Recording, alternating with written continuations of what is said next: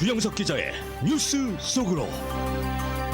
뉴스 속으로는 예방과 치료의학도 최고, 리퍼도 최고, 시니어 어르신들에게 서울메디칼그룹이 최고, 서울메디칼그룹 제공입니다. 불법 이민 문제가 이번 2024 대선에서 중요한 화두 중에 하나가 되고 있는데, 멕시코 남부 국경만이 아니라 캐나다 북부 국경도 문제라는 지적이 나오고 있습니다. 최근 들어서 불법 이민자들이 캐나다 국경 쪽으로 넘어오는 경우가 늘어나서인데, 도널드 트럼프 전 대통령, 또 니키 헤일리 전 유엔 주재 미국 대사 등 공화당 경선 후보들이 북부 캐나다 국경에 대해서도 단속을 강화해야 한다며 장벽 설치까지 주장하고 있습니다. 요즘 스타벅스의 불매 운동이 전 세계적으로 벌어지고 있습니다. 이스라엘의 가자지구 학살에 미국이 뒤를 봐주고 있어서 미국 브랜드에 수익을 올려줘서는 안 된다라는 의미가 되겠는데요.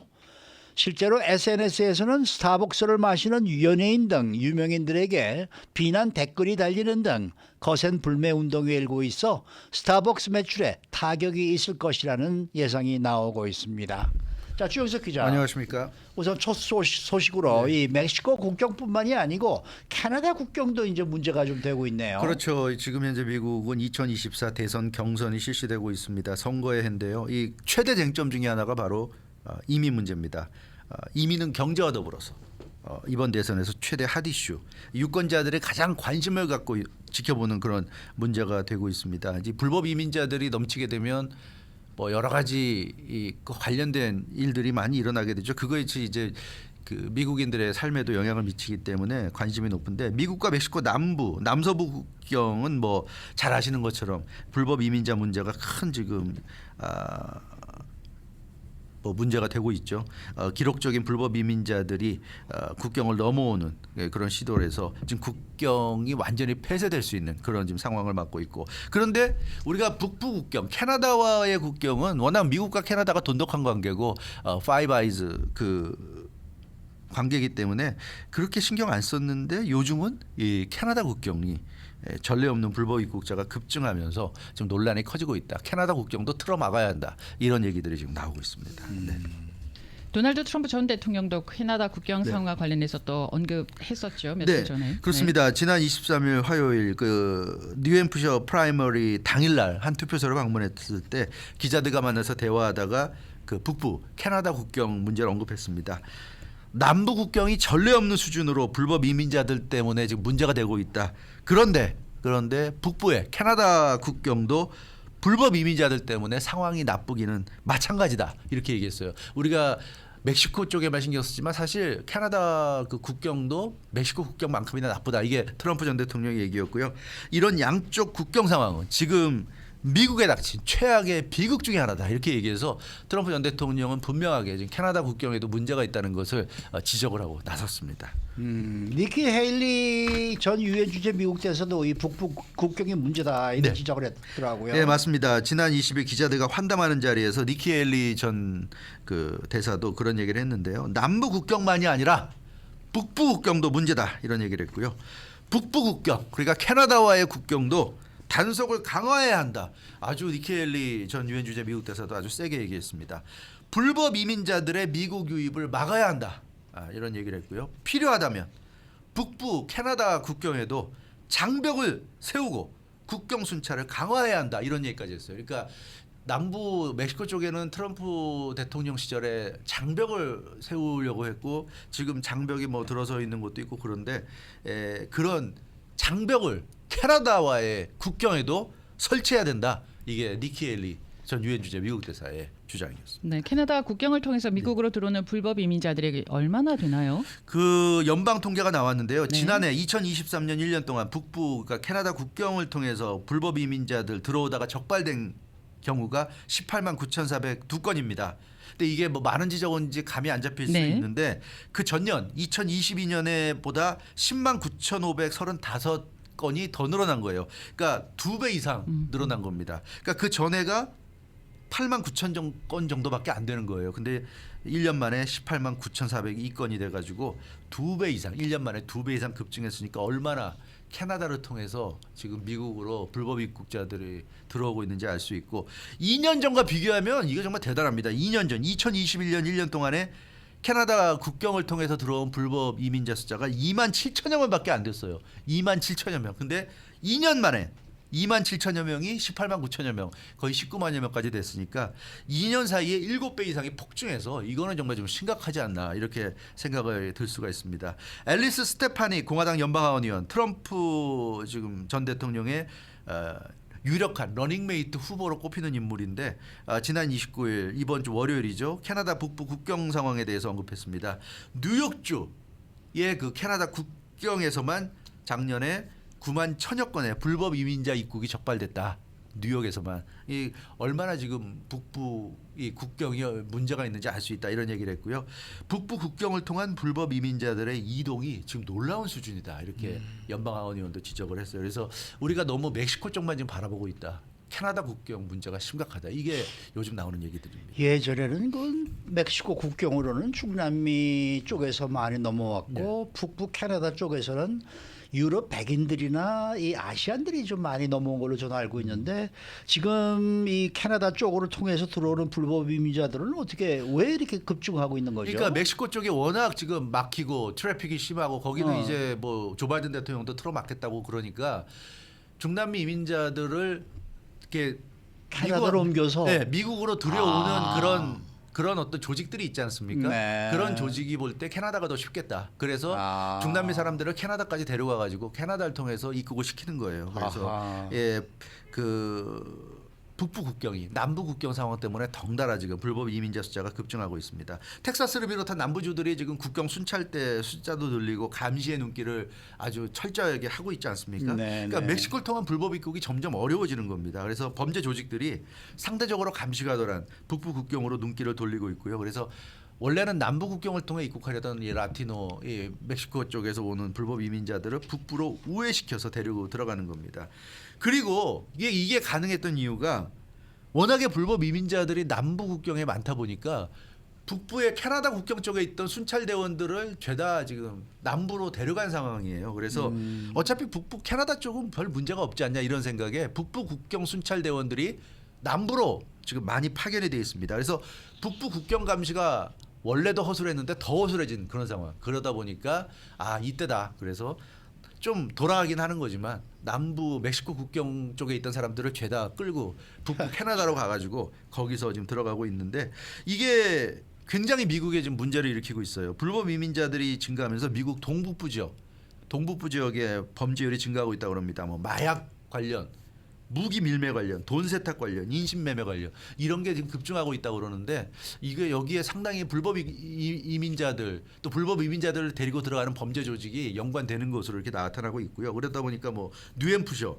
매사추세츠, 뉴욕 이런 북쪽 끝에 있는 이런 주들이 굉장히 지금 많은 어려움을 겪고 있다는 이런 소식입니다. 네, 미국 국내 여론도 불법 이민자들에 대해서 굉장히 부정적이지 않나요? 네, 요즘? 맞습니다. 요즘 상당히 부정적이에요. CBS가 한 달 전에 이민 관련한 여론조사 실시했는데 정부가 불법 이민자에게 지금보다 더 강경한 정책을 펼쳐야 한다는 응답이 63%, 그러니까 이제 압도적으로 나왔죠. 63%가 나왔고요.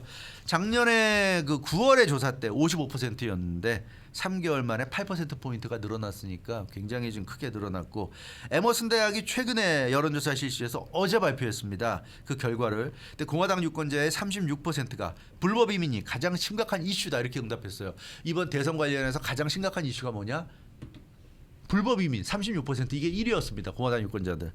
보통 경제가 1위라고 생각을 하는데 물가 상승을 비롯한 경제 문제 꼽은 응답자가 30%였어요. 그래서 공화당 유권자들은 경제보다 지금 불법 이민 이게 가장 문제다. 이걸 지금 꼽았으니까 얼마나 유권자들이 이민에 대해서 불법 이민에 대해서 불법 입국자들, 불법 체류자들에 대해서 심각한 문제의식을 갖고 있는지 알 수 있고 조 바이든 대통령이 그래서 최근에 그런 얘기했죠. 뭐 라디오 코리아 모닝쇼 시간에도 보도했지만 연방의회가 권한을 준다면 연방 정부에 권한을 준다면 즉각 국경을 폐쇄하겠다. 국경 폐쇄 입장을 밝혔습니다. 그러니까 유권자들 표를 얻기 위해서는 이 불법 입국자들에 대해서 강경하게 나가지 않으면 표를 얻기 힘드니까 이제 조 바이든 대통령도 이렇게 나가고 있는데 어찌 됐건 지금 미국에서 불법 이민자들에 대한 불만이 아주 팽배한 이런 상황이라고 말씀드릴 수 있겠습니다. 네.